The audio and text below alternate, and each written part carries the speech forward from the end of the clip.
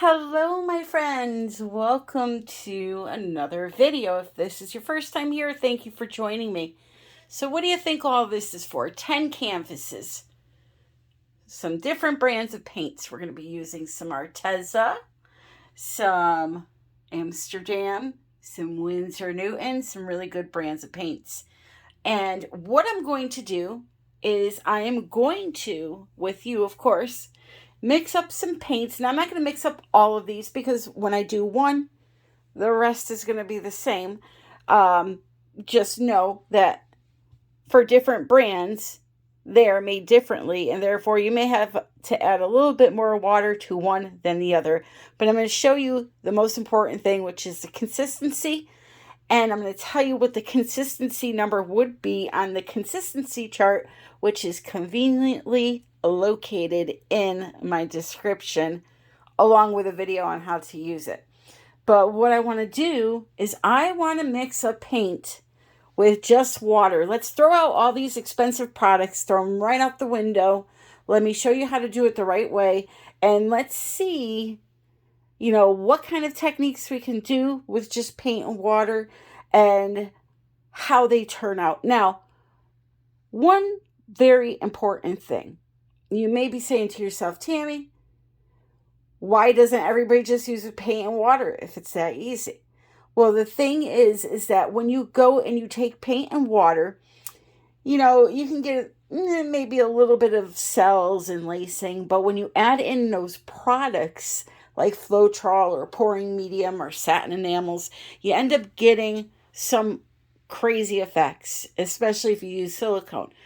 But what I want to do, like I said, is I want to mix up paint with just water and show you how you can do these other techniques and show you what they look like when they're wet and when they're dry, okay? So I'm going to set up and we're going to get started. Okay, so first I have the color of the rainbow in two different tones for each color.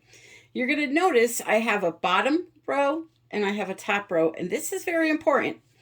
So when you use paints, especially if you're buying better quality paints, which you want to try to use a little bit of a better quality paint when using just paint and water, so that you don't break down the binder as easily as you would if you use like a bottle of Craft Smart.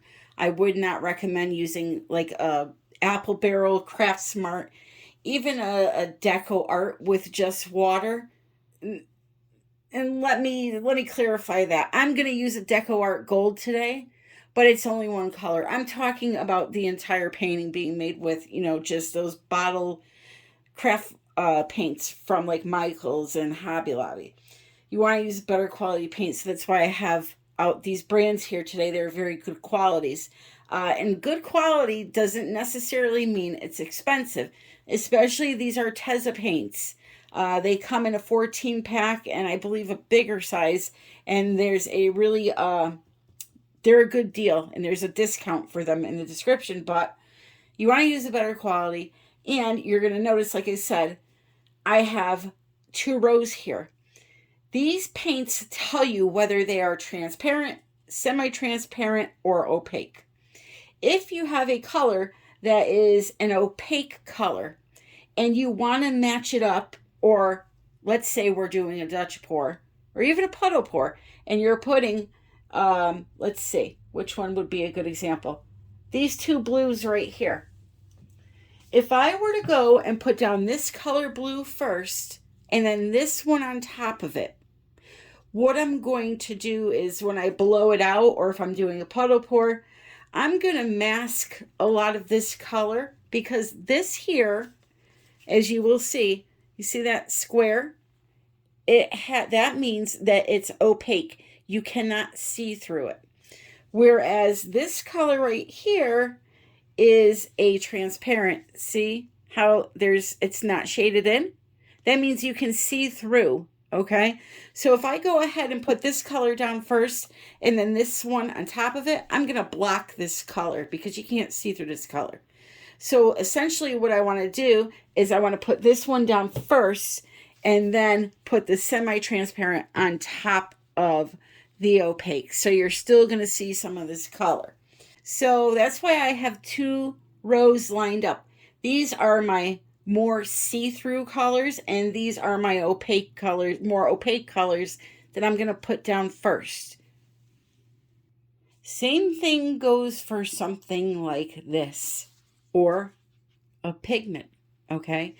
These are semi-transparent, so you always want to get the best out of them, the most sparkle. You want to try to keep them on top of something that's going to block them out. So today, like I said, I'm going to be using some Amsterdam, some Winsor Newton, some Arteza, and just water. That's it. Right from the tap into the bottle. All right, so the main thing to do here now is to start off slow with your water. If I go and pour a bunch of water on top of this right now, it's going to clump. So I squeezed it like, what, 4 times there? I mean, there's just a little bit floating there. And then we will begin to mix. Once it starts to thin out a little bit, then you can add a little more water. So the white I used was a combination of Amsterdam and Artist Loft Soft Body. And the soft body, believe it or not, actually clumped on me a little bit. So I'll explain that when I show it at the end here. So now I'm going to add in some of the blue into a cup, and I fill it up probably about 1/4 of the way, but you're not going to get a lot of volume using just water. Just remember that. And that's why a majority of the time when you see people using just a paint and water recipe, they're doing the Dutch pour because you don't need a lot of color for that technique versus something like a puddle pour or a ring pour. You're using large volumes of color. The Dutch pour, you're just putting down a little tiny puddle or a thin line.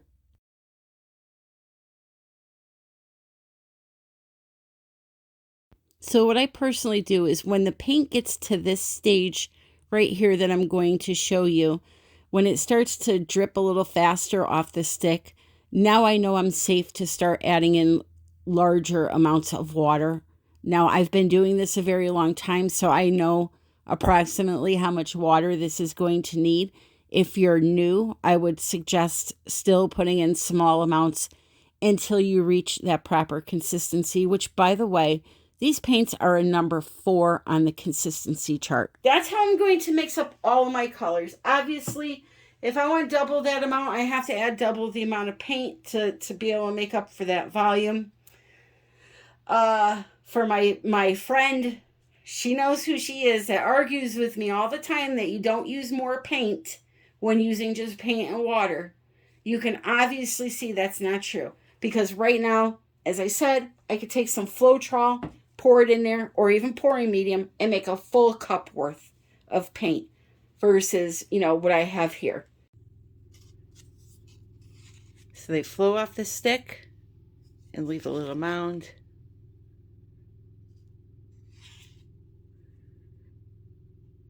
All right, so that's what all of the paints are mixed like. Now, when we get to the Dutch pour, we'll add a little bit more water in to thin them down. All right, so we got 10 canvases here. And what I'm going to do is just a simple version of 10 different techniques that you can do with paint and water. Check out these 2 little cups. Aren't they the cutest? So let's start with a kiss pour, shall we? So a kiss pour is done by just layering your paints on top of one another in 2 cups. And then what you want to do is just put some white paint on the canvas and kind of pour the paint at the same time and make the streams of the paint touch like they're kissing.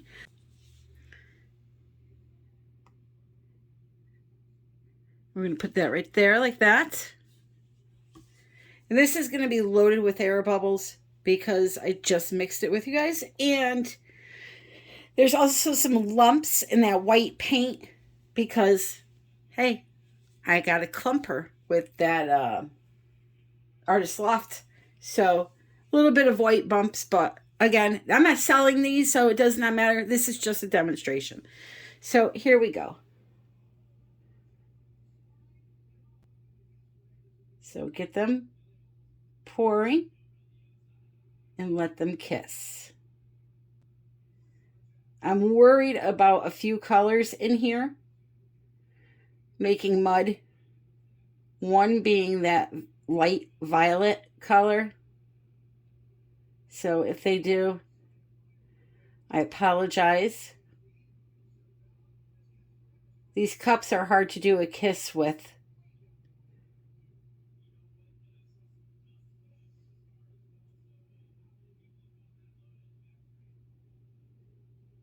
Obviously, the theme for today will be rainbow.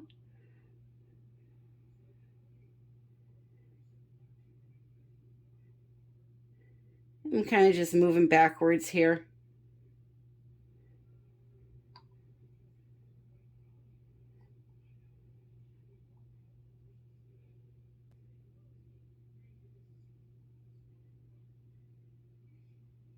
The main thing is to just show you how to do these different techniques and then see how, you know, the paint and water recipe goes for these techniques. So I'm just going to torch that really quick, and I'm going to end up moving these canvases out of the way here. I know that it's kind of a tight fit.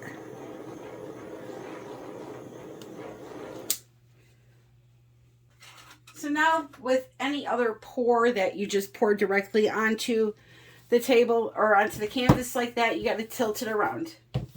Now, one big tip I can give you is if you do something like a ring pour or a kiss pour, these colors are gorgeous.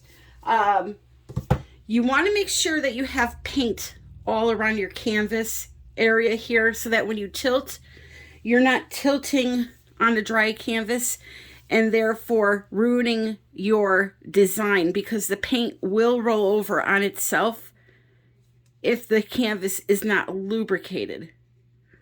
So you want to make sure you do that. So I'm just going to kind of play with this a little bit for a minute. Again, I must stress, I'm not trying to create art here. I'm not selling these panels. This is merely a demonstration. And I'm also making sure to stretch these paints as far as they can go to make sure there is no cracking. So on most of these, I'm not paying attention to the design or anything like that. I'm just pouring some paint on the canvas in the style that these techniques would be done. But when it comes to that stretching point, I'm just going all out to make sure that they're fully stretched so we can check to see if they crack.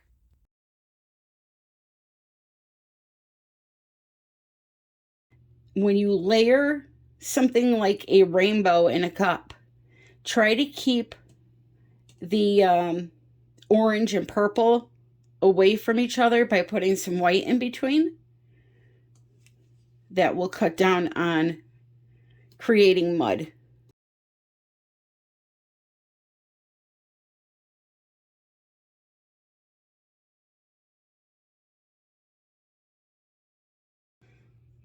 All right, next we're going to do a 2-cup flip cup. All right, so the way you're going to be doing that is you're going to take the first cup, you're going to take your canvas, you're going to spill your paint all over the table. Oh boy, it's going to be one of those. And look how pretty that is. Hold on. Can we scoop it back in there? Get some of it anyway. Well, that was going to be a pretty one. I could tell. All right. So let's try this again, shall we? Take your canvas. Like this. Okay? Just like that. Now for the second cup, oh, what a mess I made on myself. You're going to either have to go like this fast, or you can put a piece of paper on top of the cup, flip it over, well, not paper, cardboard, flip it over, put it down to the canvas, and slide the cardboard out quick, and then, you know, leave the cup there. All right. So we're going to just move this here. We're going to go like this. Now look at that. How beautiful. Now, why do you think that lacing is happening? Because there is 24 karat gold in there. So you see that beautiful lacing? Wow. Wow, wow, wow. Let's go like this and go like that. Okay?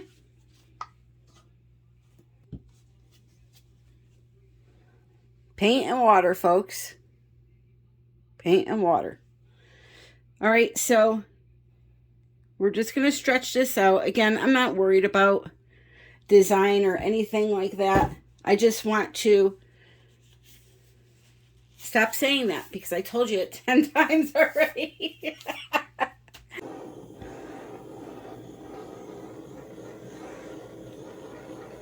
I'm sorry. If you don't like an old lady that loves to laugh, this may not be the channel for you. I tell you, there's always something going wrong in my videos, but it's all fun, all fun. So, you know, because I had 10 techniques to do, I sped up a lot of this stuff. I do have tutorials, though, in regular speed that teaches you, you know, tilting and all that. If you want to look under the playlist, you'll find all those back to basic beginner style videos, and yeah, we go over all that stuff. But here I'm just going to do now an open cup pour, and we'll see how this works out.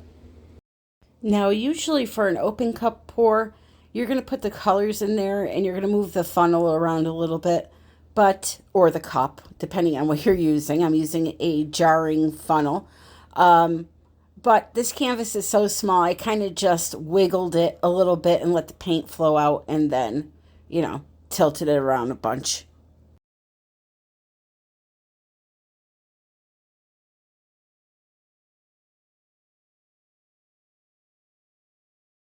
So again, you're going to notice the only thing that's causing some type of lacing here in cells is that 24K. So that's why it's always important, you know, to know your ingredients, know what they'll do, and, you know, you'll be able to create effects in your painting that you personally want. So this one, I'm really going to stretch out a lot, not paying attention to detail. I want to see if that gold will crack. Next, we're going to do a simple ring pour. Is it just me, or do some of you find the image of this paint coming out of the cup kind of sexy? I don't know if it's just me or what, but I just love that sight.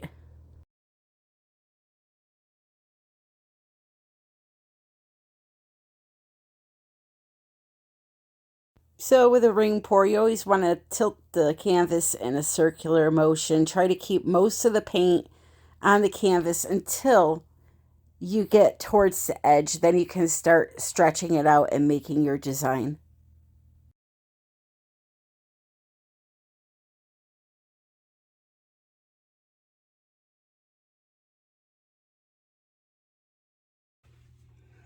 Bada bing, bada boom. Up next, we're going to put one here. I'm going to put one here.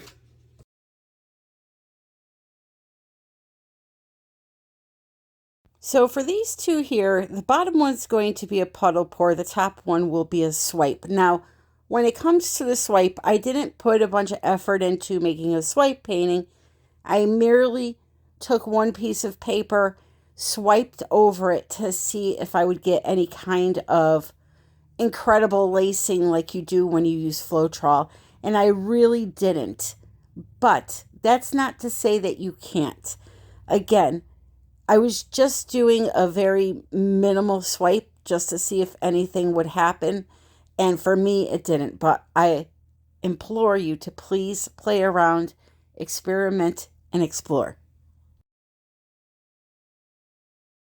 So I'm just taking my stick and running it through the puddles of color, and I'm also going to use some of that light purple paint in the negative space area because it all gets tilted off anyway, and I didn't want to use one of the colors that I really liked. I just wasn't digging this light purple. So I figured, why not? Just let's put it there. You could also, for things like this where you're tilting and a majority of it's going off the canvas, use that paint on the table. So for the swipe, I took my piece of paper, dipped it in the white paint, and kind of just slid it through the puddle of color.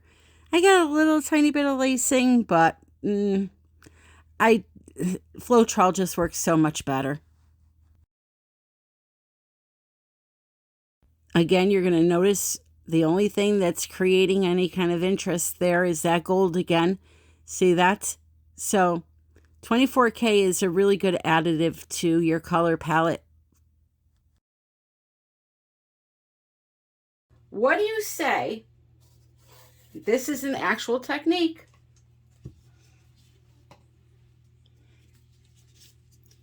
We do a canvas dip with this leftover spare paint. What do you say?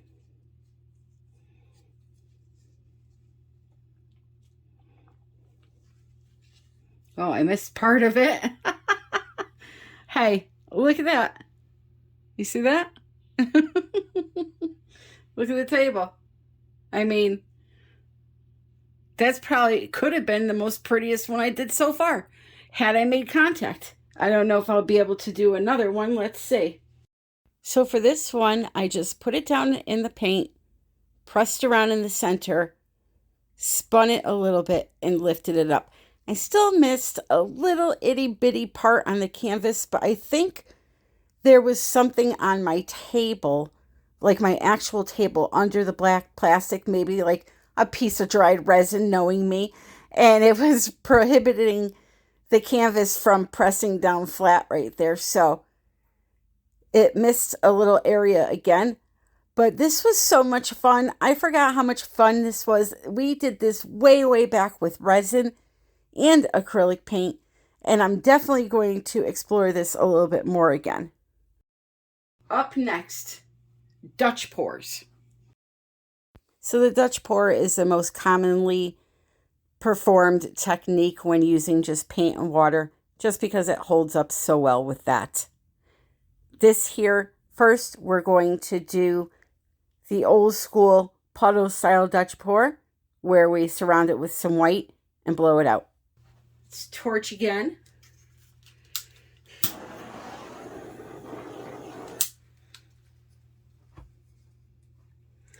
All right. Always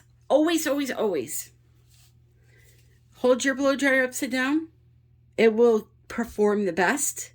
When you aim at the color, make sure you're not going straight down like this. Another reason to hold that blow dryer upside down, if you hold it like this, you can't aim the air path the right way. You have to aim straight down into the paint, and what happens is it splatters it everywhere, okay? And it looks a hot mess. What you need to do is hold it upside down and aim the air right at the colored paint, like right at the surface of it. Don't aim down, aim over, like push the color, okay? So watch.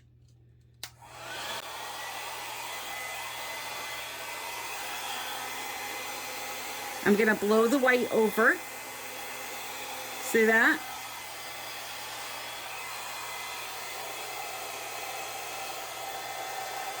Okay. And then I'm going to aim at that little puddle.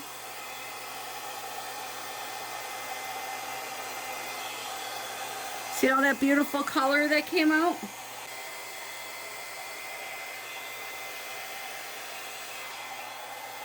See how the air bubbles popping?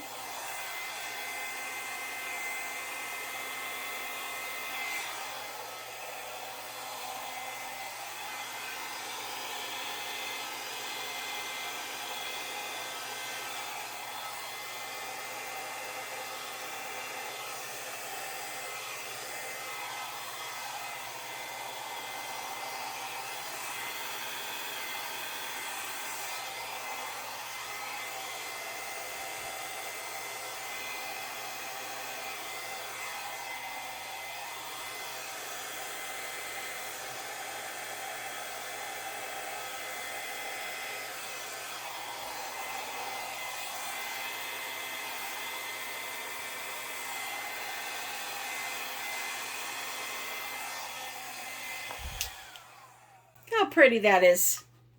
See how I took my time? Don't go in there, okay, and just blow. It's messy. Just take your time. Stop for a minute if you have to. Figure out where you're going. Look at this. I was able to retain all of my color because I aimed the air at the right part, even though it was under color. I had that little blue section and I slowly worked with it, okay? Oh, why bother with gloves anymore now? I am one hot mess. All right. And I don't need white for anything else, so I'm just going to dump the rest of that on there and blow it around and cover that. So when it came to doing these two Dutch pours, I just added a little more water to the colors that I used just to thin them down to be about a number 5 on the consistency chart.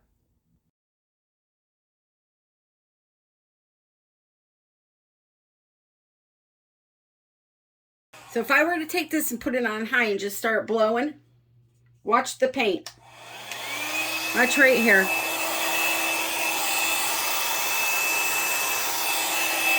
Of course, it's not going to do it for me now. Of course, it's not going to do it for me. Canvas is so too small. But what it does is it goes splat, splat, splat all over the place.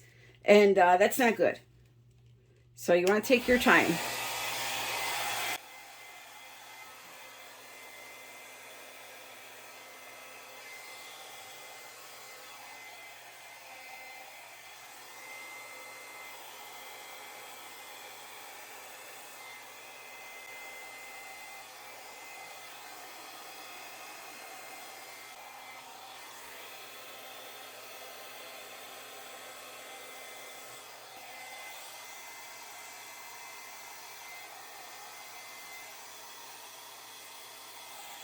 Just like that, okay? So that's it. I'm going to leave everything alone. I'm going to show you really quick what's going on here if the paint's breaking up.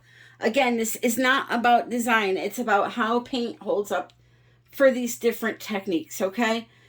So let's take a quick look at what we did here. Now, I was filming at night, so you're going to see some shadows. I apologize.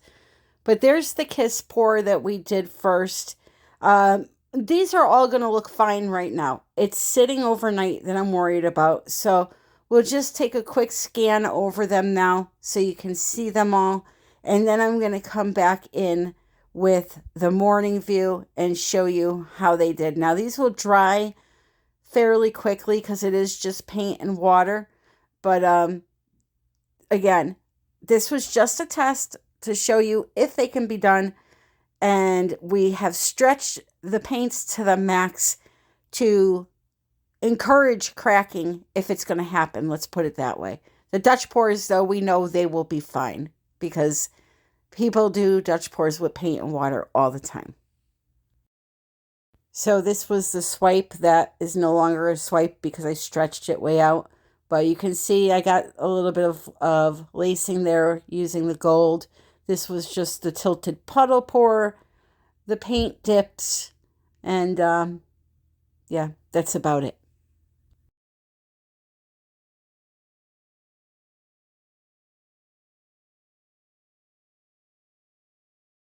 All right, so it's the next day. These are about 90% dry, but you're going to see that everything's holding up fine. There are no issues at all. So it's safe to say that you can do pretty much a majority of the techniques with just paint and water.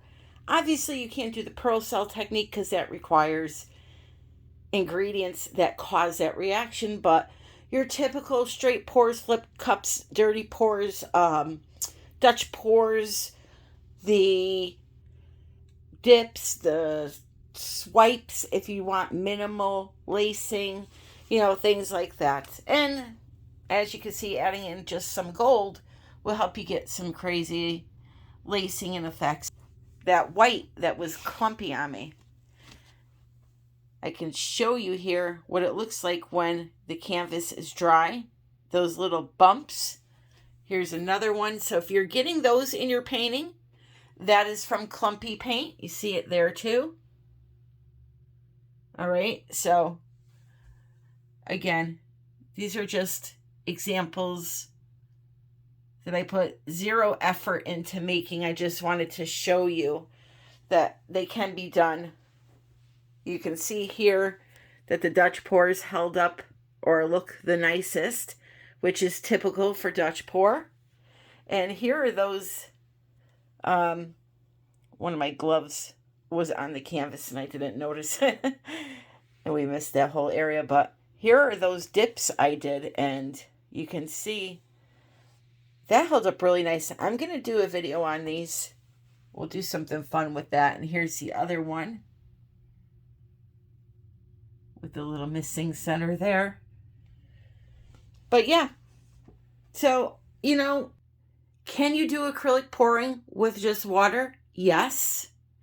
Are you going to get some effects? Yes. Is it going to cost you a little more? Yes. Depending on the size canvases you're doing, though, it doesn't need to be, you know, outrageously expensive. If you're somebody that likes to do the smaller canvases like this, perfectly fine. Me personally, I like extending my paints to get the most for my money, and I like the effects that the ingredients give. So, with all that being said, my friends, I love you all. I want to thank you for joining me. Texas class, I think there's 2 seats left only. So if you're interested in learning acrylic pouring with me in Dallas, Texas, information is in the description. And Florida, we have had 2 cancellations. So if you're interested in Naples, Florida class coming up in less than 3 weeks, Kanella Ciraco and myself will be there teaching the bloom technique and the Dutch pour. Okay? So I love you all. And until the next time, happy pouring.